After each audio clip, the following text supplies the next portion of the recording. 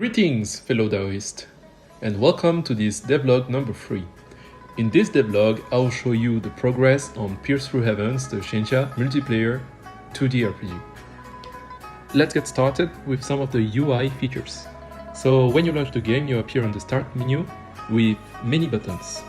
When you click on the options, you get access to the key that you can change depending on your gameplay. So for example, you click on one and you change the key that you will use for a certain action.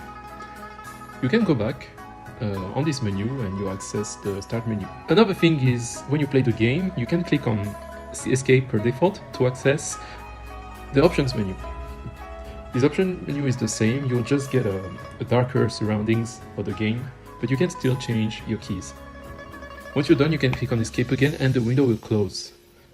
And when you click on the menu, you'll quit the game. And afterwards, you can quit to stop the game literally. Let us now review the minor features. The first one is the day-night cycle. This day-night cycle allows the player to feel the difference of ambience as time passes. So when it's the night, you'll see it from the little indicator on top of the window. It will get darker. And when it's the day, it will get brighter. And we needed to get something to match with this feature, you know, to allow the player to be looking for light sources. So we created light 2D nodes that were added to some of the most logical scenes that we considered. So among them were some lamps in the city that we'll show you afterwards, and the campfire. As you can see, the campfire produces light that will lighten the surroundings and allow the player to see and distinguish more of the environment. Now let's talk about Xīwàng City. So here you can see the first design with the different point of interest, the key POIs and the side ones, so for shopping, gathering of people, decorative ones, and the roads that the player can walk on.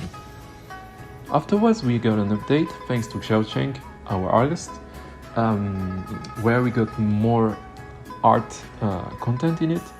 As you can see, we have different pagodas, we have a big tree, some kind of killing statues, and you can see a little teleportation formation on top of the left. Let us now review it in the game. So as you can see, when we start, we are at the bottom, and when we get in the city, we get a little message and the music starts. So this is the announcement that you're getting inside Xīwàng City. You can see that we have all the walls of the city itself, the killing statues, and when you get out and in again, the same message appears. We have a new tile set for the ground, which is very good looking. You can collide with the walls, and when you are walking in the city itself, you can go out from the north, south, and west for the moment. All of the pagodas are buildings that you can collide with, not interact at the moment, but maybe in the future. And you can see that the lamps produces some lights that will brighten your surroundings during the night. In overall, we're pretty satisfied with the result we got. Still working on it though, to add more buildings, but let us know if you have some tips for that. Okay, so to sum it up in 2 sentences or more, in the game we added some light sources, music, day-night cycle, some menus, the options and the starting one. The Xīwàng City, we migrated from Godot4 to Godot4. We fixed many issues with the Y sorting, and we also added the area entry animation.